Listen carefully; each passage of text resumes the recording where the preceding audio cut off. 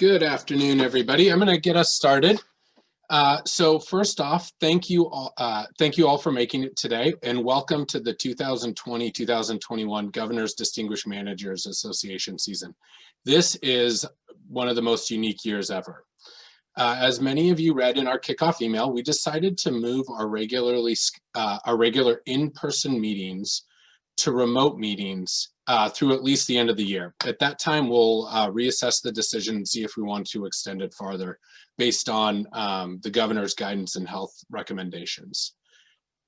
But these meetings are remote. We have some really unique opportunities that aren't normally available to us. And one of the biggest opportunities is the ability to invite as many people as you would like.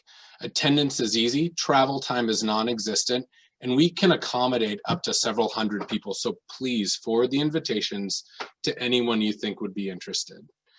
Before we get started, I'd like to remind everyone to please pay your membership dues. Your agency can pay them on your behalf, and they're super reasonable at 25 bucks. A couple quick logistics about the meeting. We're gonna place everyone on mute. If you have a question, and please ask questions. Mayor Woodards, our speaker today, loves answering questions. If you have any questions, please put them in the comment section. Our Secretary Treasurer, Yvonne Knutson, is gonna monitor and we'll ask them at the conclusion, she's waving at everybody right now, is monitoring and we'll ask them at the conclusion of the remarks. In doing a remote meeting, all of us have been on a lot of these over the last couple of months, and they can be kind of challenging and they can be a little bit disengaging. But to help with that, and if you're comfortable, please turn your video on. If you're going to turn your video on, please disconnect from the VPN so that we don't bog down the network. Our theme this year is integrity and public service. And we're really excited about this year, and we've been working really hard to bring interesting speakers that will share their experience and give us some tools to manage during this challenging time. Our first speaker is the Mayor of Tacoma, Victoria Woodards. Mayor Woodards has lived in Tacoma nearly her entire life. She's a proud graduate of Tacoma's Lincoln High School and served as a soldier in the US Army. Before becoming mayor in 2018, she served for 7 years as an at-large member of the Tacoma City Council. She's focused on affordable housing, transportation, strengthening youth and families, public safety, growing local businesses, and the creation of family wage jobs. She serves in several leadership roles with the National League of Cities, Sound Transit Board, Tacoma Pierce County Economic Development Board, Pierce Transit, Foundation for Tacoma Students Board, and Workforce Central Board. So she has a lifelong track record of public service. It's been inspiring to watch her speak with the honesty and integrity about topics like COVID-19, race and social justice, and running a city government. I have found her to be super approachable. She's very open and incredibly easy to talk to, and she's also very funny.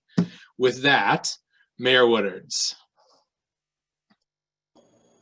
Thank you, Joshua. Thank you very much for that incredible introduction.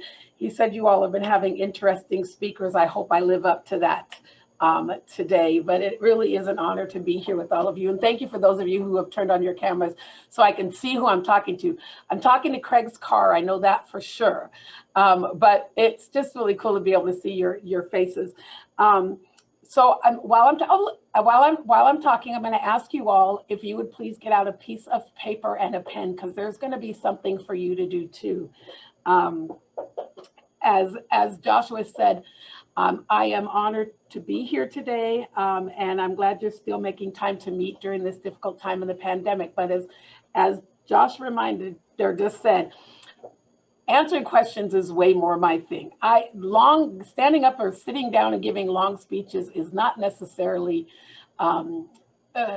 my cup of tea, although I have to do it often, especially when I'm speaking to groups, because when I'm invited to speak, I want to talk about I want to give you information or share with you the kind of information that will be helpful to you.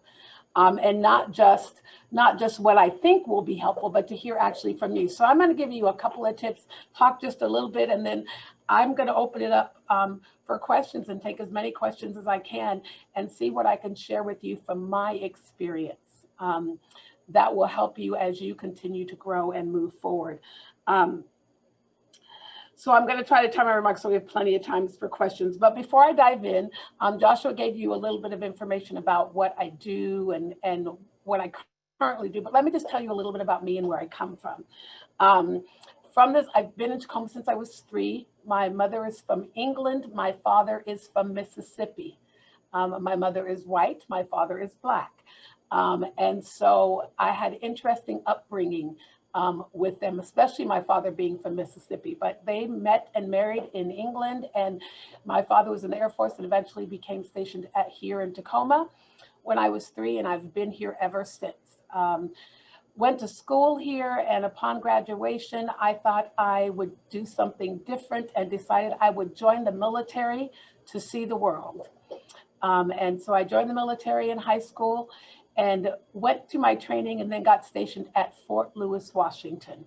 Now, for those of you who don't know, Joint Base Lewis McChord. So my idea that I would go see the world was all of 3 months while I did basic training in Fort Dix, New Jersey, and some other training in Fort Lee, Virginia. So I guess I'm destined to be here in what we call the City of Destiny. But upon getting out of the military, I spent time in the nonprofit world, in the private sector, and in the public sector. And that's where I kind of found my love. I found my love for service when I joined the military. But it was cemented for me when I joined the nonprofit world, when I worked at the Tacoma Urban League as the assistant to the president, and then later came back and became the president and CEO of the Urban League. So I have led a life of service, and I wouldn't say I chose service. I think service chose me, and it became the best fit for who I am and who I've become, and it became the best fit for my community. So I have had the honor of working for some incredible leaders in my time.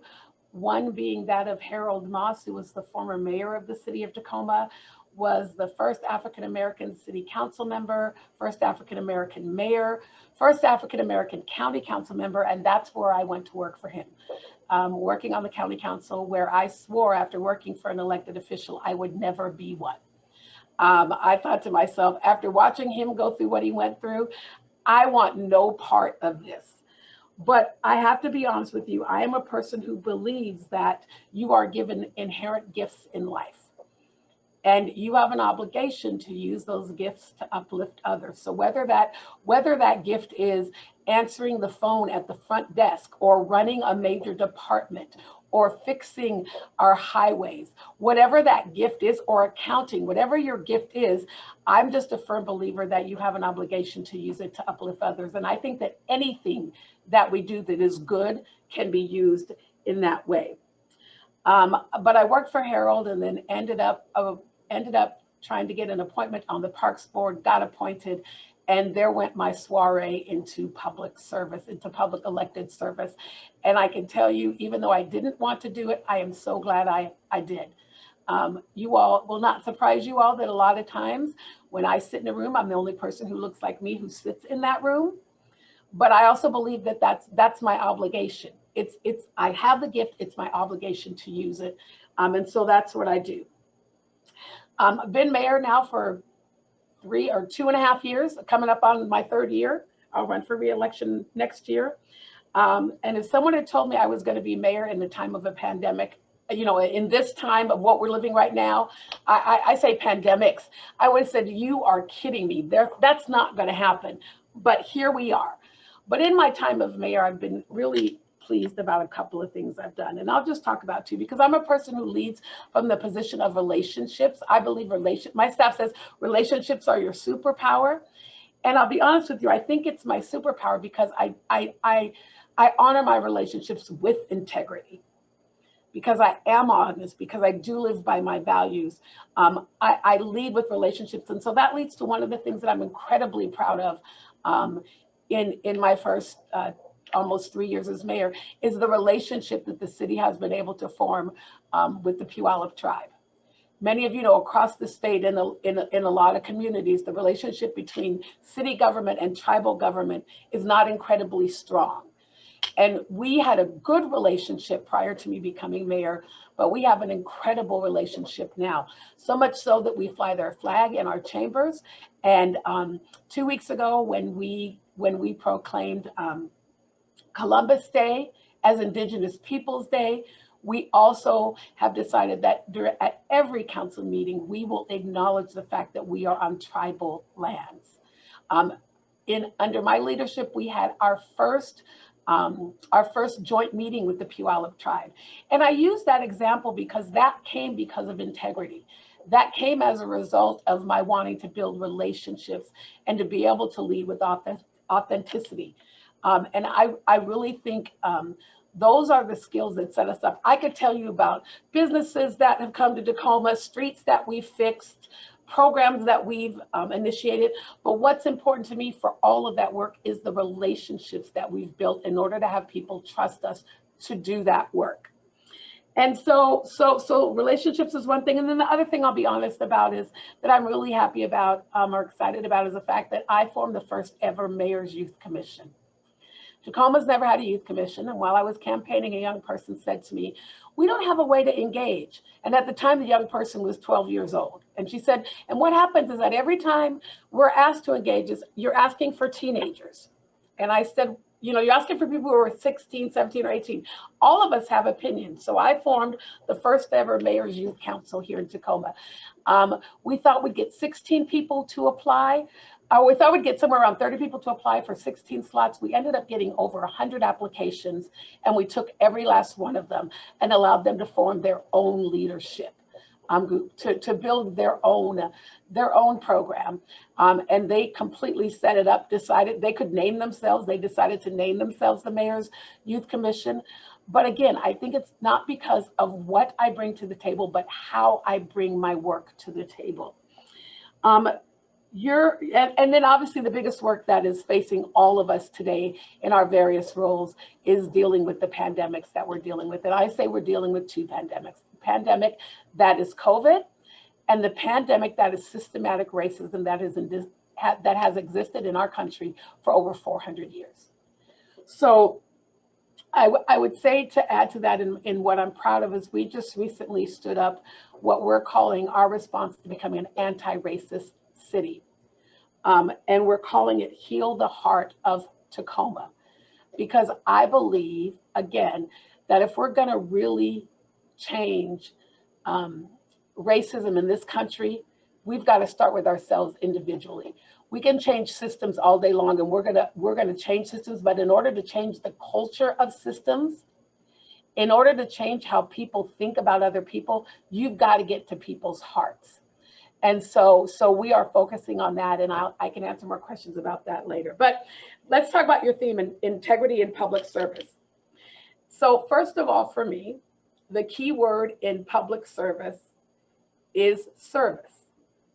And for all of us, because all of you are government workers for the most part, when we say public service, a lot of people don't believe that we believe in service. But I believe that all of us wake up every day with the idea that we want to go to work and we want to make the lives of those we're serving a little bit better. And so I encourage everyone, if you've gotten into public service and you don't like service, might not be the right job for you. You might want to go work in corporate America, because certainly in government, public service is exactly that. But I also know this: here at the city and across this state and country, I work with people every day who lead with integrity, who believe that at the end of the day, no matter what we're doing, we're living by our values and our ability to make a difference. And so again, as I said, whether you are an executive or a middle manager or a street sweeper, integrity is the key to all of that work. Now, on that piece of paper, I want you to do this. Well, I'm going to read to you the definition of integrity.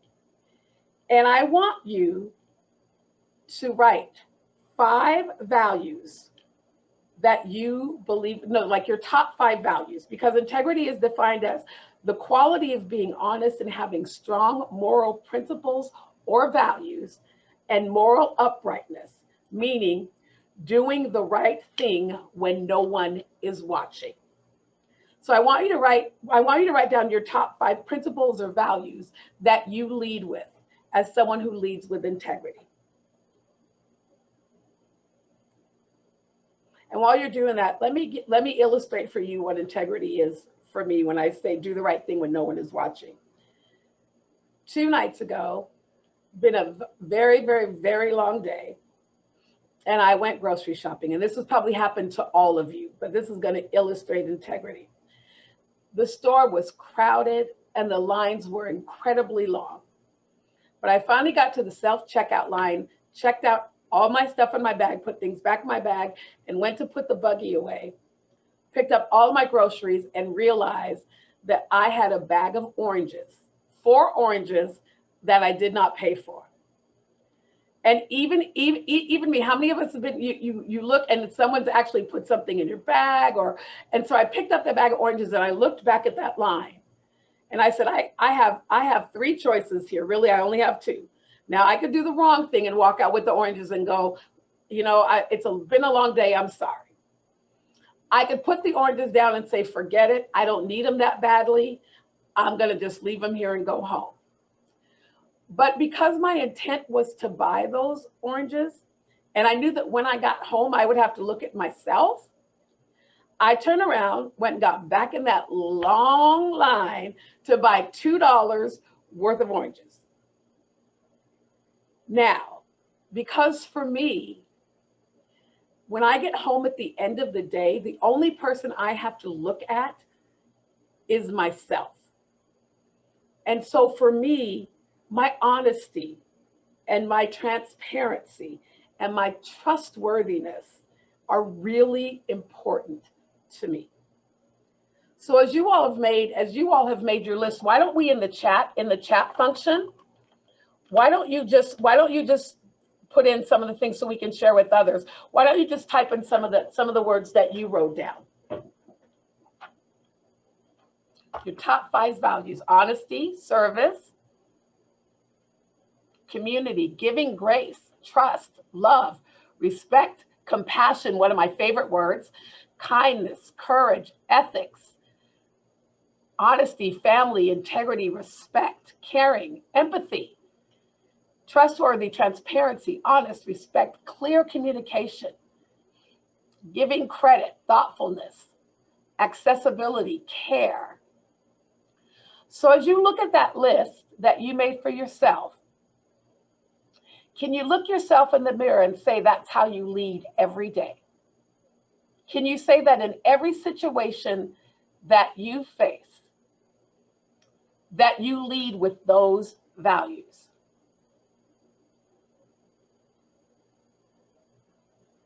So those of you who are on the screen, wave your hand, shake your head. Do you lead with those? See, I can't even get talk back in the Zoom room. I mean, this is killing me, you all. I'm a hugger. Like, I love people. The not being able to touch and see and hug folks, this is killing me. But so I can see head shaking. Yes, you lead with these values. That's what integrity is. Integrity is leading with those values that you identify for yourself every single day. Again, integrity is not how somebody defines you to me, although I want people to remember, I want people to say, she has good integrity. But more than what I want people to say about me is how I want to act and believe in myself. Because if you believe you have integrity and you act on your values, people will automatically know you have integrity. And so that's what I want to leave with you. And I also want to tell you, integrity does not mean that you have to acquiesce to everyone, that you have to agree with everyone. We have a saying, and you all have probably heard this in politics, in politics and church, actually, we have a saying, agree without being disagreeable. It means if respect is one of your values, then that means you respect everyone regardless of what they think or what they believe. They just choose to live by a different set of values. Example, I had a council member that I used to work with. So I'll just be honest, I'm a Democrat and my council member was a Republican. Even though we're nonpartisan, but we come from different values. And that council member and I did not always agree. Oh my goodness, we did not always agree. But let me tell you this, he was one of my favorite people to work with. Because even though we didn't always agree with one another, we both respected the fact that we had integrity and we came from a place based on our values. And while those values may shift a little bit sometimes, he would know before I even voted how I was going to vote. And I could always trust how he was going to vote. Not because he was always going to vote no, but because I knew what his set of values were. I knew his integrity, and I knew that he would stand by that every time. And you can't get mad at someone who lives out their values, especially if one of yours is respect in integrity. So again, it doesn't mean that you agree with everyone. It means that you respect other people's opinions and values, and you don't force your own values and opinions on them. Having integrity and speaking up for what is right does not mean you always have to be loud either. You don't have to out-scream someone. My Harold Moss, who I talked about just a few moments ago, as he became my mentor, he eventually became my dad. And we had a very close relationship, and he just recently passed away. And so our community has suffered a devastating loss, as I have as well. But he would say a lot of things, and we would call them Moss-isms.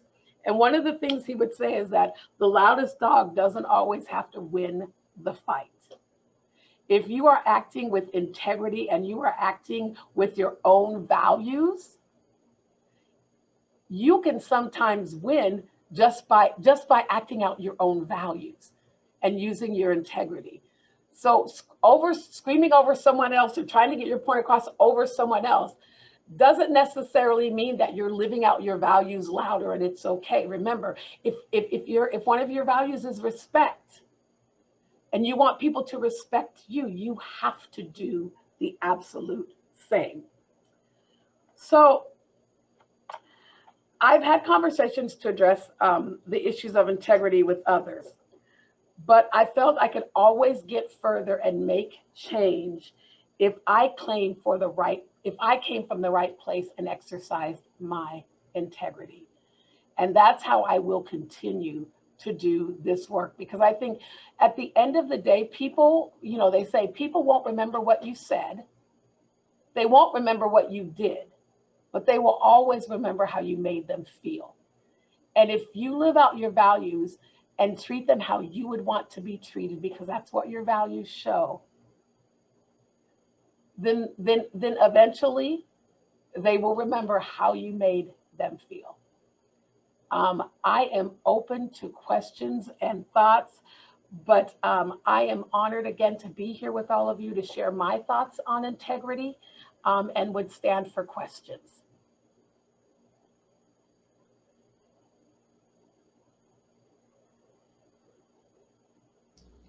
Okay, well, we're having a few come in. So I will read them out loud for everybody. Yes, thank you. And, of course. So regarding respect as a value, it seems that you are talking about civility, which seems more and more absent from public discourse, and yet you are not wringing your hands. How do you retain optimism in the face of polarization? Great question. That is, if you heard me kind of chuckling, it's because I saw it pop up on the screen. I was like, ooh, that's good. I was talking to a friend last night, and I have to tell you, I keep my optimism selfishly. I have to be optimistic. I have to believe the best in people, because the opposite of that would weigh me down, that I wouldn't get out of bed every day. You all have seen what's happening in the world, both locally and nationally. And it's like, if as frustrating as it even is sometimes, I have to, again, I can't control what anybody else does, but I can control how I respond. I'll give you a story. I was on the council before I ran for mayor. So I was on the council for 7 years. I stepped off the council and ran for mayor. And by the time I got back, when I got elected and I got back to the council in January, our community forums had gotten so out of hand with its discourse and disrespect that the council before me had stopped community forum for 3 months. They said, we're not doing this like this when community members are threatening people's children. And I mean, it was getting out of control. So they stopped it. And so I inherited 3 months of a moratorium on community forum. And that really bothered me because I like to hear from people. And what I started to do when we opened it back up using a facilitator to kind of illustrate the conversation so people would see on the wall, so kind of the graphic facilitation, so people could see their comments on the wall. And I think that number one got people to think about what they were going to say because they didn't want to see that on the wall. And then the second thing was, and I do it just last night, I do it every day. And I noticed last night how it's changing. Almost 3 years in, for that helped to change it. But what I do for every person who speaks, I call them by their name. And when they are done, regardless of what they say to me, I thank them for coming and I thank them for expressing their thoughts. And they don't always say nice things to me because when you come to the council, you have to address your comments to the mayor. So I get all kinds of stuff. But what I noticed last night is even when people were expressing dissatisfaction, almost everyone said, I thank you for the opportunity to speak. And that didn't happen when I first started, but it's showing that mutual respect. So that's how I do it. And I selfishly do it because I have to. We have another question, and this one's from Josh Johnston. And why did you pick your career in public service, which I think you alluded to a little bit, but if you want to dive a little deeper into. Sure. And let me say to Christy real quickly, it doesn't mean that I don't get frustrated. So let me be very clear. I am still very human. And yes, I yell at the TV sometimes and I wring my hands sometimes and I shake my head. But in my work and how I treat my city and the people I work with, I just have to be positive. It's easier and I get more energy from being positive than I do from being anything else. So Joshua, I didn't pick a career in public service. It did pick me. When Harold Moss was retiring from the county council, several people said, you should run for his seat. And that's when I said, no way, I would never run for public office. I spent 7 years watching how people treat public servants and I want no part of that. I like being the person behind the person. I want to be a support person. And I said, if I ever wanted to be an elected official, I might want to be a park commissioner. And sure enough, 2 days after I said that, a position opened on the park board. So I'm a person of faith. That's what helps to guide me. And I felt like that was the universe telling me, you need to apply for the park board. And I did. And when I got there, I realized that I loved policy. I loved being in the room when there was nobody who looked like me or thought like me so that I could bring representation. Not that I think and look like every woman, every African American, every biracial person, but at least there was someone in the room. And I found out I had a gift and I loved it. So that's how I kind of ended up. And I will tell you that every position that I have ran for kind of unfolded in that same way. Not going to do it, not going to do it. And the one reason that I said I wouldn't do it for would then get removed. And then it was like, okay, well, that is the universe telling me yet again, raise your hand and go in. So I've led my life through that lens and it's worked out okay for me. Next question is from Janet. And can you share something that you did to build or nurture your relationship with the Puyallup tribal leaders? I got to know them.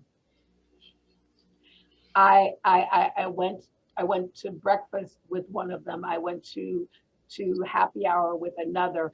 I got to know them and I was just my authentic self. For me, if you ask me one of my 5 words for integrity, I would say authenticity. It is the one thing, and it's so much easier to lead with authenticity. It's so much easier to be yourself every single day than to be someone else at work and someone else at home and someone else at church. I mean, if you are authentically yourself, in all situations, people see that. And I would say it was my authenticity and the fact that what I don't know, I don't know. What I can do, I can do. What I can't do, I can't do. And just being authentic and honest about it is what grew that relationship and brought us to where we are today. And from C. Kavana, I'm hoping I'm saying that correctly. What would you say to a teenager or a young adult to inspire them to serve others? I tell young people a couple of things. Number one, I say, the best thing you can do for yourself is find the thing that brings you joy. Whatever that thing is that you're doing that brings you joy, and find a way to get paid for it. Because the reality is that if you find the thing that brings you joy and you can do that every single day, then you'll be happier and you don't mind serving people when you're happier. It's really hard to serve others when you're super grumpy and not happy with your own life. But what I would say, young people, is number one, do that. Find the thing that brings you passion, but understand that it is your, you will be happier, you will feel better, but it also is your obligation to give back. Young people would not be where they are, even if it's just their parents. You wouldn't be where you were if someone didn't sow something into you.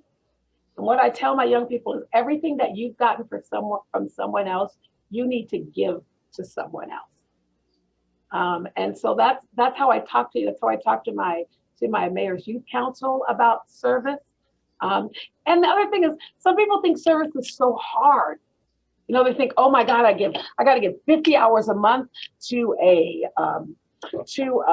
particular group that I volunteer for. But it really is, if you can find just that little thing, like it's really also helping people define what service is. You don't have to go sign up to be a mentor or tutor at school. You can sit on your porch and read a book to the kids in your neighborhood. That's service. So it was really is helping people understand what service really is and how easily you can take service and give back to someone else. Asking a great question and related to maintaining optimism. How do you avoid burnout when you are living your values and facing such huge challenge like systemic racism and a pandemic? How do you avoid a fatigue? Okay, remember I said you just tell the truth no matter what, and I'm authentic. I'm about to be really authentic. I don't know. I'm going to be, if anybody has the trick to avoid burnout, please tell me. I'm really bad at self-care. Now, I'm really good at telling other people how to care for themselves. So I could say, but I want to be honest, in this case, I do not practice what I preach. So I'm more than glad to give you a few tips, but they're not necessarily tips I've been able to incorporate into my life. I love this work. I really enjoy what I do, and it's hard to turn it off, and especially in this COVID time. And so I, even in this moment right now, am fatigued. We had a 4-hour study session with a 45-minute break, followed by another 3.5-hour council meeting last night. And then we have a budget hearing this evening. So it's been long, long days. But what I would say is this: even though I don't do it well, doesn't mean that I don't understand the importance of it. And you have got to find ways to recharge. You've got to find ways to just disconnect, because sometimes being of service, especially when you're someone like me, I'd almost say I'm a service junkie, right? I'm better, I feel better, when I'm doing for someone else. But what people always tell me, and this is no surprise to any of you, you can't be good to other people if you haven't taken care of yourself. And so while I'm still learning that, I encourage you all, if you have some great tips about how to take care of yourself and how to avoid burnout, make sure that you're sharing them with each other. The other thing I'll say is that what's helpful for me to think about my burnout is that I have people around me, including my staff, who will remind me of the fact that, hey, you might want to take Friday afternoon off, or you know what, we're going to give you an hour here. And it's good to, as you watch people around you, because they may have the same issue as me, they're not good. If one of the pieces of your integrity, one of your values is caring for others, then that's a way to act it out. But again, I'm not good at it, but it's important. And those are a few tips about how you can do it. And I'll continue to try to take my own advice. I love it. Is there an instance, this is from Rob, is there an instance when you thought what you thought was the right thing to do wouldn't be accepted by your constituents? How did you reconcile that difference? Well, being an elected official, you all know, is someone's always happy and someone's always mad. There's not a day that everyone is happy in a day. Well, there are days when everyone is mad, but there's not a day when everyone is happy. And I'm trying to think what I would say in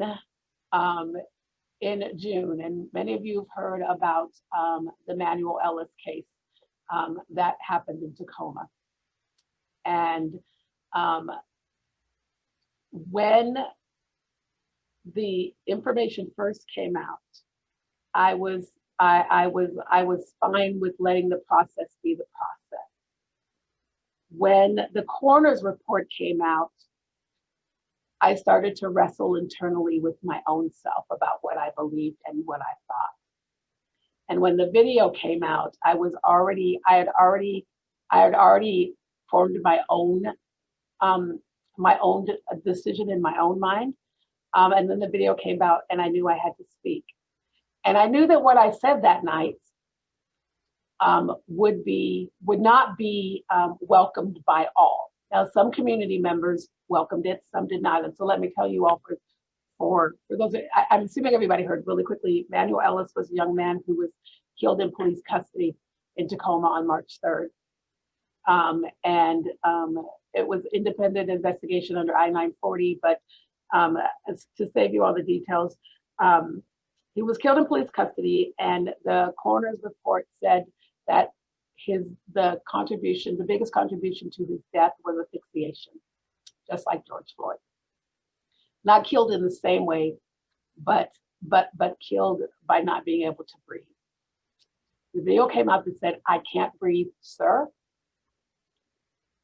I could not be silent, but I also knew that breaking my silence would make several people either mad, unhappy, hurt, but I knew it was the right thing to do, and not just the right thing to do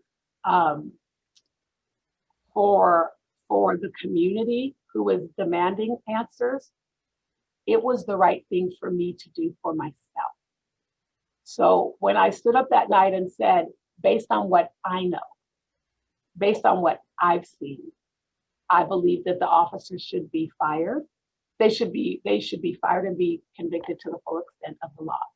I went on to say, though, that I do believe that there is a process that has to happen, and that I trust that the process will get to all of the details. But that's what I felt in my heart, and I don't take that back.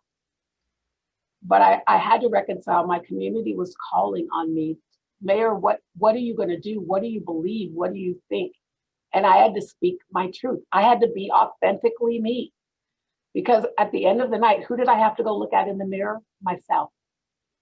And so I have since been able to have conversations and start to heal wounds that people that I thought I had really great relationships with weren't very happy with me. I had people who I thought would be on my side forever tell me they'd never vote for me again. But if telling my truth hurts my reelection and I'm a one-term mayor, then that's what happened. but I have to authentically be me and live my truth. And that's what I did. Thank you. You're welcome. This is from Jessie. Hi, Victoria. Thanks for coming. I'm curious about your plans for the future. My optimism tells me these crazy times are temporary and soon COVID will be under control. More people will be ready and willing to come together to recreate a safe, cooperative society. How do you see that going down? How will you help calm nerves, anger, fear, and all those feelings that are taking over right now? Well, again, communicating, being completely honest with people about what's going on, and again, being positive, right? If people see me as the leader of their city, and I'm not positive, or I feel like the world is coming to an end, how can I expect those who live in my community to think any differently? So I also believe in leading by example, right? So I try to always show that positivity. I will share in just a little more detail with this question. One of the things that we're doing here in Tacoma, I just mentioned it, which was Heal the Heart of Tacoma, which is our commitment to being an anti-racist Tacoma. And I will tell you, I'm really excited about moving that forward. It is community-led, and it's going to be a way that our entire community is going to engage, not just about systemic racism that has existed in our police department, because as I've told people, I am not interested in building the best criminal justice system. I'm interested in building systems that keep people out of the criminal justice system. And so as we talk about, people, a lot of people say reform. I'm not interested in reform either. I'm interested in transforming. And hold on, look, I love Zoom. Hold on just a second. I have a prop that I didn't even think I was going to use. And so I really am committed to transforming. And I think when you talk about transformation and you engage people in the transformation, that gives people hope, because if their voices are being heard and they're a part of the process, then they're a part of we're doing it together, and it's not being done to them. But I grabbed this really quickly just to give you an example of what I mean by transform versus reform. Just a couple months ago, it was before COVID, so it's been over a year, my goodness. I went to a groundbreaking for a new community center that was going to be built inside of a church. And while I was there, someone broke into my car, and busted out a window and stole a bag out of my car. And I wasn't that far away from my car. Like, everybody saw it, but it happened so quick that nobody could do anything about it. After that event, I came back to my office, and a couple of weeks later, I got a gift in the mail. And this is what I got. And I think you all can see that. This is what I got. And the yellow piece of glass is actually the church. And the spaces in between on the sides are actually streets. So the yellow is the church. But what's around the heart is the broken glass from my window. And so to me, reform is when they would have taken this broken glass and tried to fit it back into the window somehow. They tried to use the broken glass and make it whole again. But instead of doing that, they transformed my broken glass into something more beautiful, into something better. Personally, this is better than the glass itself. And so they transformed it into something more beautiful. And that's why I'm committed to transformation instead of reform, because we want something different. And I think if that's the kind of conversations we're having with people, and that's what we're saying to people, and people can feel that and be a part of that, I think that's how you calm some of the angst and some of the anxiety around what's happening. And then you've got to give people hope that we're going to build a better Tacoma. Tacoma is going to be better on the other side of this pandemic, although it doesn't feel like it now. So, and we're also trying to do lots of creative and innovative things to get people outside, to get people into restaurants, to get them some form of normal life, but to still be safe, because I believe you can do both. But it's just a matter of communicating and making sure that we're providing hope to our community. Thank you so much for sharing that. We have lots of warm thoughts being shared in chat about the visual and the story. So we really appreciate that. Thank you. And I think I have one more question. Looks like time is, we have time for it. So that question is, do you have a specific expectations of your team related to integrity? And if so, how do you enforce them? I'm particularly interested in the positive reinforcement. So I will be honest and say I am so incredibly blessed to have a team around me that leads with integrity already. And I don't know if that's just because I think it's because there were people who had integrity before I hired them, but I think just as a team, we share some of the same values, and that's how we're able to be incredibly successful. I'm a person, again, positive as I can be. One of the things about positive reinforcement is that even when there's negative behavior, I don't necessarily talk about negative behavior. I lift up positive behavior. So if someone is doing, I have several people that I mentor, and some of my mentees, it's going to be a really simple example. Some of my mentees, because they're millennials, don't necessarily dress in the same professional ways that I've become accustomed to. And so rather than talk about what they're wearing, how inappropriate it is, when they have something on that in my mind is appropriate, I over compliment them for the good thing that they're doing. And people who work for us, most people who work for someone, if you're a really good boss, they want to make you happy. They want praise. They want to be told they're doing a good job. So one of the pieces of advice I would give, praise the really good behavior. Over praise it. And I know that sometimes that doesn't always work. Sometimes you've got to be able to call someone on something, or someone who's not necessarily always telling the truth, or you sometimes you've got to bring those things to their attention, but always bring the negative thing to their attention with a positive thing. Either, one of the things I do is when someone does act out of character or their integrity is not where I'd like it to be, I always, if I have to say something, I'll say to them, I don't know if this is how you meant it, because I know you're way better than this, but this is how it came across. And the reason I'm bringing it to your attention is because I'm sure that that's not how you would want to be perceived, because you always conduct yourself in this way. So again, trying to reiterate the positive, you can bring the negative to light, but always give a good example of what they're doing that is good and continue to reinforce the good in someone. Thank you. That was from Cindy Bott. And then I think one last quick question as we're getting to the last 10 minutes. Okay. Vulnerability is often viewed as weakness. How do you demonstrate it? And then how do you make it a strength? Great question. It is a really good question. That's a good last question. So as you all can, if you haven't been able to tell, I'm pretty vulnerable. I will tell you straight up what I do not know. If anyone saw the Manny Ellis press conference or any of my press conferences, when I want to cry, I cry. If you come to a council meeting and something chokes me up, I'm sorry.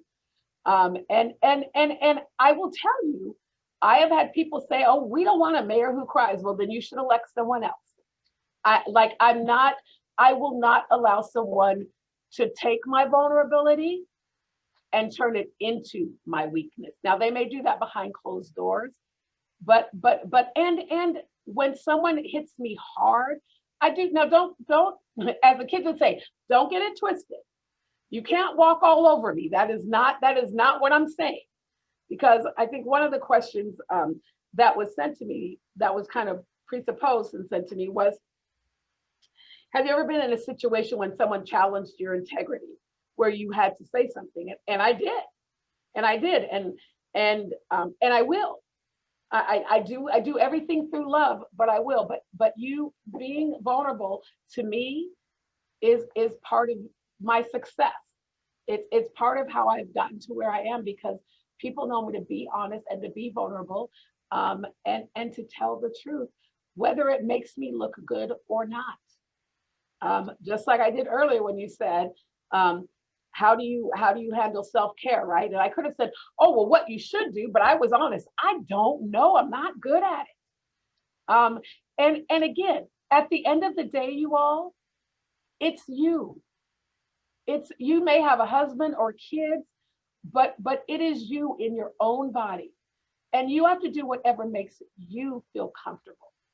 Even if sometimes being yourself makes someone else feel a little uncomfortable. Sometimes being emotional makes other people feel uncomfortable. And I say, I'm sorry, I don't mean to make you feel uncomfortable, but I have to be who I've been called to be. So be vulnerable. I think people have more respect for you when you're vulnerable instead of trying to pretend that you're tough or that you're someone that you're not. That was great, Mayor. Thank you so much for coming today. That was just incredible and inspiring. And talk about like self-care, that just like totally filled my bucket. So thank you. Oh, thank you. To have been here. Joshua, to you and Yvonne, thank you so much for having me and inviting me to be here. Thank you. Thanks to all of you for taking an hour out of your afternoon to sit and listen to me rant. But grateful to have been here with all of you. Look forward to continue to work with you wherever you are in the state office here. But thank you for what you do every day for our citizens. And I'm grateful for all of you. Thanks. Yeah, that was incredible. Thank you so much for doing that. I just love the transformation rather than reform, transform rather than reform. That was just such a great moment. And your optimism is just, you just can't miss it. And so I just really appreciate that. So thank you. Just a quick reminder for everybody, we have our next GDMA meeting is November 19th at noon. We have a professor from the University of Washington, Stephen Page, teaches at the Evans School of Public Policy and Governance. He's going to talk to us about, sorry, my son is trying to pop into my screen and distract me with a little project. The joys of working from home. He's going to give us some tools and tricks as we negotiate some of these challenging times around mapping your external environment. So it's going to be really awesome. So I hope that you all can make it. And again, Mayor, thank you so much. And thanks everybody for making it today. Thank you. Keep forwarding these invites, everyone. We'll see you on the next one. Thank you. Bye, everyone.